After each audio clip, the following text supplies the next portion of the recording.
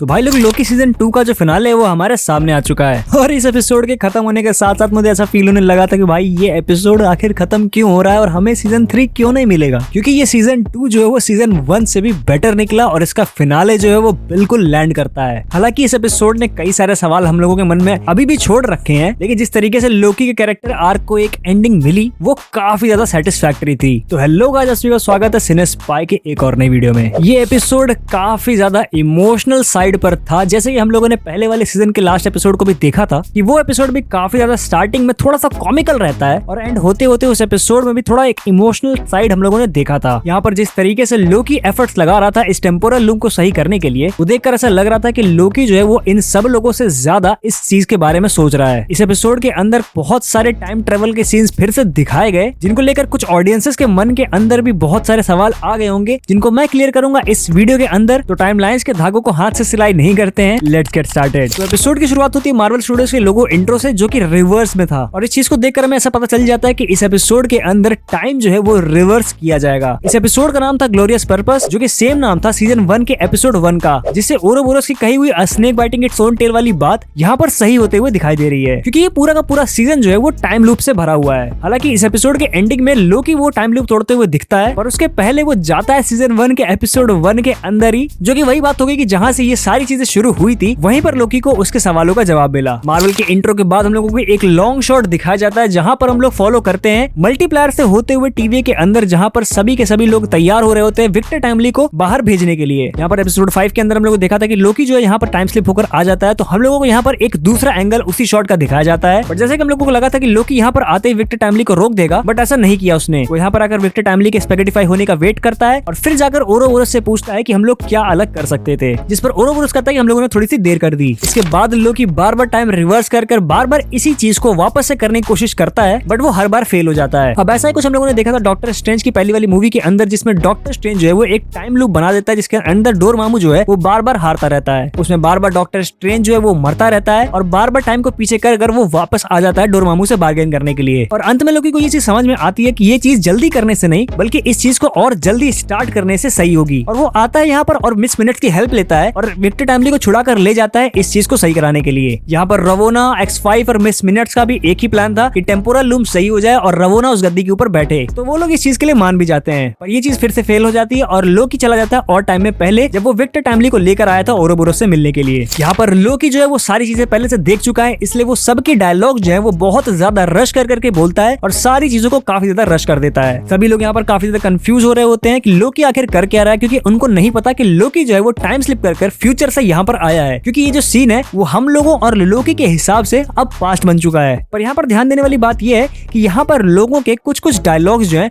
वो exactly same रखे गए हैं। जैसे कि विक्टर टाइमली जब यहाँ पर आता है और पहली बार ओरोबोरोस से मिलता है, तो उसका जो ये रिएक्शन था, Victor Timely, this is Ouroboros. Guess what? वो बिल्कुल ही सेम था इस रिएक्शन से। Ouroboros. बट यहाँ पर ओबी जो है वो लोकी से थोड़ा और टाइम मांगता है इस थ्रूपुट मल्टीप्लायर को थोड़ा और बड़ा बनाने के लिए, जिस पर लोकी जो है वो सारा मुद्दा अपने हाथ में लेता है और कहता है कि मुझे बताओ कि मुझे कितना टाइम लगेगा इस चीज को सीखने के लिए। जिस पर विक्टर टाइमली कहता है कि तुम्हें सदियों लग जाएंगे इन सारी चीजों को सीखने के लिए। तो लोकी जो है वो कई सदियों तक ये सारी चीजें ओरोबोरोस के पास बैठकर पास्ट में कहीं पर सीख रहा होगा और उसके बाद वो आता है अपनी पूरी नॉलेज के साथ इस चीज को सही करने के लिए। अब जिस हिसाब से लोकी को फिजिक्स और टाइम के बारे में इतनी ज्यादा जानकारी हो चुकी है, तो मेरे ख्याल से वो एमसीयू का सबसे स्मार्टेस्ट बीइंग इस वक्त बन चुका है। लोकी यहाँ वापस आते ही काफी ज्यादा कॉन्फिडेंट दिख रहा होता है अपनी सारी चीजों को लेकर और वो सारे प्रोसेस को बहुत ही ज्यादा रश करने लगता है। और यहाँ पर विक्टर टाइमली को बाहर जाने से पहले लोकी उसे कुछ एडवाइस देता है।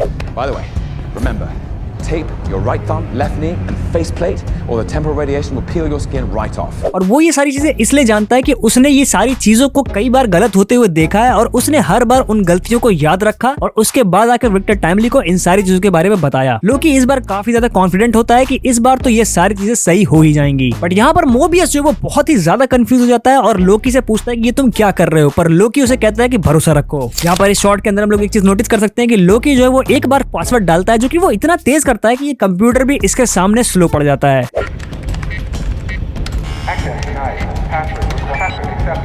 और आखिरकार विक्टर टाइमली जो है वो थ्रूपुट मल्टीप्लायर को एक्सट्रैक्टर के अंदर लगा ही देता है और टेम्पोरल लूम जो है वो थोड़ी देर के लिए स्टेबल हो जाती है, बट वो भी उसे बताता है कि ये जो टाइमलाइंस है वो इनफाइनाइटली ब्रांच हो रही है, तो तुम इनफाइनाइट के लिए कभी भी स्केल नहीं कर सकते। विक्टर टाइमली कहता है कि टेम्पोरल लूम को जितना भी बड़ा किया जाए, इनफाइनाइट के लिए स्केल करना ऐसा होगा जैसे कि 0 से डिवाइड करना। सिल्वी को यहाँ पर रियलाइज होता है कि ये सारी चीजें उसकी वजह से शुरू हुई है जब उसने ही हू रिमेन्स को मारा था और मल्टीवर्सल बूम हुआ था। और फिर लोकी चला जाता है उसी सीन के अंदर जो कि हम लोगों ने सीजन 1 के फिनाले वाले एपिसोड के अंदर देखा था। यहाँ पर हम लोगों को सेम सीन के दूसरे एंगल्स दिखाए जाते हैं, जो कि पिछले सीजन के उस सीन को अगर ध्यान से देखा जाए तो ये पूरा का पूरा सीन जो है वो काफी ज्यादा एक ब्लूइश टोन के अंदर था, बट यहाँ पर ये जो सीन है ये बहुत ही ज्यादा वार्म टोन के अंदर है। अब ये चीज का सिग्निफिकेंस क्या है ये तो मुझे समझ में नहीं आ रहा, बट अगर किसी को ये चीज पता हो तो कमेंट सेक्शन में जरूर बता देना। यहाँ पर लोकी को फिर से कई बार टाइम स्लिप करना पड़ता है क्योंकि वो बार बार सिल्वी से हार रहा होता है, क्योंकि उसे अंत में ये चीज समझ में आ ही जाती है कि उसे ये चीज अगर रोकनी है तो उसे या तो सिल्वी को मारना पड़ेगा या फिर उसे ये सारी चीजें होने देनी होगी। क्योंकि जैसा कि मैंने तुम लोगों को पिछले वीडियोस में बताया है कि ये सारा किया कराया जो है वो ही हू रिमेन्स का ही है, यानी जो पूरा एक लूप है टेम्पोरल लूम के ब्लास्ट होने वाला वो बनाया है ही हू रिमेन्स ने, और वो चीज ही हू रिमेन्स जो है वो लोकी को एक्सप्लेन करता है कि जब भी मल्टीवर्सल बूम होगा तो टेम्पोरल लूम जो है वो ब्लास्ट हो जाएगा और सारी की सारी चीजें रीसेट हो जाएंगी और फिर से शुरू होगा। इन सब चीज के बारे में अगर तुम लोगों को और डिटेल में जानना है तो तुम लोग जाके मेरे पिछले ब्रेकडाउन वीडियोस भी देख लेना, तो तुम्हें उन सारे पैराडॉक्सेस और सारे लूप्स के बारे में पता चल जाएगा। ही हू रिमेन्स यहाँ पर विक्टर टाइमली के बारे में पूछता है उसी तरीके से स्टटर करके जैसे कि विक्टर टाइमली जो है वो रियल लाइफ में करता है। How is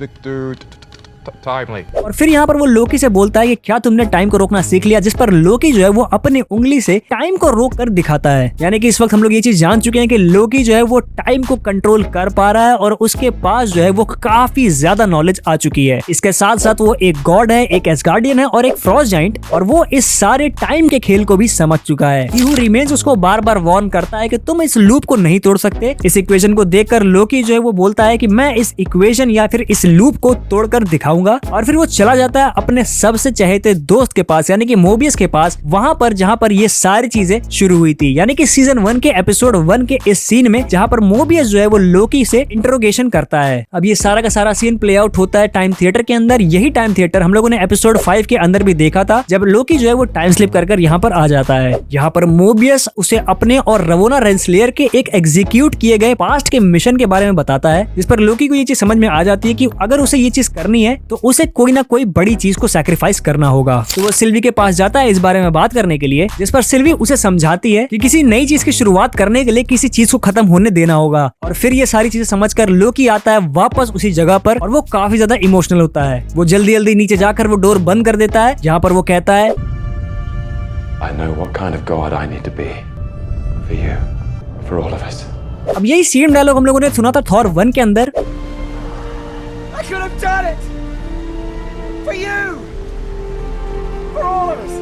लोकी यहाँ पर बाहर जाता है और उसका सूट जो है वो फट जाता है और फिर रिवील होता है लोकी का नया आउटफिट, जो कि हम लोगों ने इस सीजन के पोस्टर में भी देख रखा है। लोकी के यहाँ पर काफी बड़े बड़े हॉर्न्स आ जाते हैं और इन हॉर्न्स के ऊपर अगर ध्यान से देखा जाए तो वही सेम डिजाइन बनी हुई है जो कि हम लोगों ने सीटाडेल के अंदर भी देखी थी। लोकी यहाँ पर इतनी पावर जनरेट करता है जिससे वो टेम्पोरल लूम या फिर पूरी टाइमलाइंस को कहें तो वो ब्लास्ट कर देता है और सभी की सभी टाइमलाइंस जो है वो मर रही होती हैं, तो वो सभी टाइमलाइंस को लेता है और चला जाता है एंड ऑफ टाइम के अंदर। लोकी यहाँ पर काफी हीरोइक वे में अपने थ्रोन की तरफ बढ़ता है जो कि गोल्डन कलर का हो जाता है, और यहाँ पर हम लोग देख सकते हैं कि ग्रीन और गोल्डन से यहाँ पर लोकी का जो कलर है वो कंप्लीट हो रहा है। यहाँ पर लोकी अपने हाथ से इन सारी टाइमलाइंस को एक साथ खींचता है और सब में एक साथ पावर देता है, जिससे ये सारी की सारी टाइमलाइंस जो है वो आपस में वीव हो जाती हैं और शेप ले लेती हैं एक ट्री का। ये ट्री बिल्कुल ही सेम लग रहा होता है नॉर्स मिथोलॉजी में यूज किए जाने वाले वर्ड यिग्द्रसिल से, जिसका मतलब होता है वर्ल्ड ट्री। अब इस ट्री की जो सिग्निफिकेंस है वो इस तरीके से है कि इस ट्री के अंदर इनफाइनाइट ब्रांचेस जो है वो ब्रांच हो सकती हैं। इसके बाद नेक्स्ट शॉट हम लोग देखते हैं टीवी के अंदर, और यहाँ पर हम लोगों को ये वाला पोस्टर दिखाया जाता है जिस पर लिखा है लेट्स ग्रो टुगेदर, और यहाँ पर एक पेड़ जो है वो पहले से बना हुआ है। अब ये पोस्टर हम लोग सीजन 1 से देखते आ रहे हैं जो कि पहले से ही फोरशैडो कर रहा था इस एपिसोड को। यहाँ पर आगे हम लोग देख सकते हैं कि इस क्रोनो मॉनिटर के अंदर भी जो सारी टाइमलाइंस का शेप है वो एक पेड़ की तरह दिखाया जा रहा है। यहाँ पर आगे एक फाइल के अंदर हम लोग देखते हैं क्वांटम मेनिया में हुए जाने वाले वो सीन के कुछ शॉट्स जहाँ पर